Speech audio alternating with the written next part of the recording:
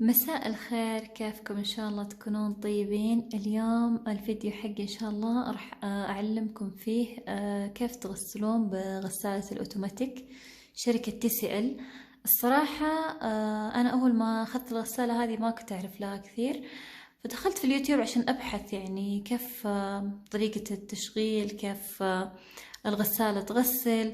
ما لقيت، فقلت يعني بما اني الحين صار لي فترة اغسل بالغسالة هذه اني انزل الفيديو هذا، ممكن كثيرين يستفيدون منه. يلا الحين ابدأ. اول حاجة راح افتح الفتحة هذه وراح احط الملابس جوا.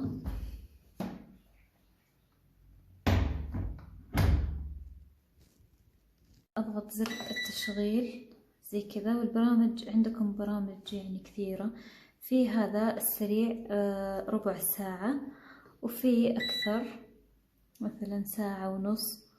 حقت المفارش مثلا مكثف ساعة و47، القمصان 48، الألوان الغامقة في كمان المزيج، في قطن. يعني انت تختارين البرنامج اللي انت تبغينه.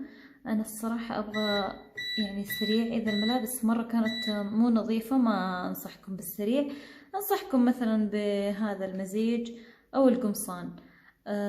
اما السريع هذا اللي تبغى يعني خلاص لبس، يعني اللبس نظيف، لبسة واحدة او لبستين وخلاص تيجي تغسل، فهذا السريع افضل شيء. الحين من هنا احط التايد.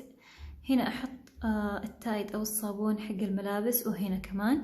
هنا اذا تبغين تحطين كلوركس مثلا، تبغين تحطين داوني مثلا، تقدرين تحطين.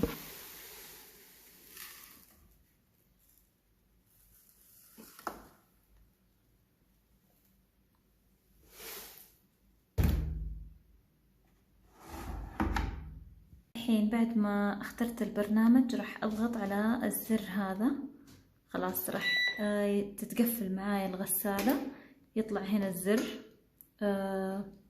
حق القفل.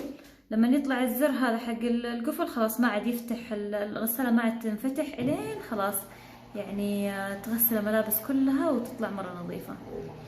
الحين خلاص الغسالة بدأت تغسل، وراح ارجع اخذها بعد ربع ساعة نظيفة. اتمنى انكم تكونوا استفدتوا من المقطع هذا. اذا عجبكم الفيديو سووا لي لايك واشتراك بالقناة.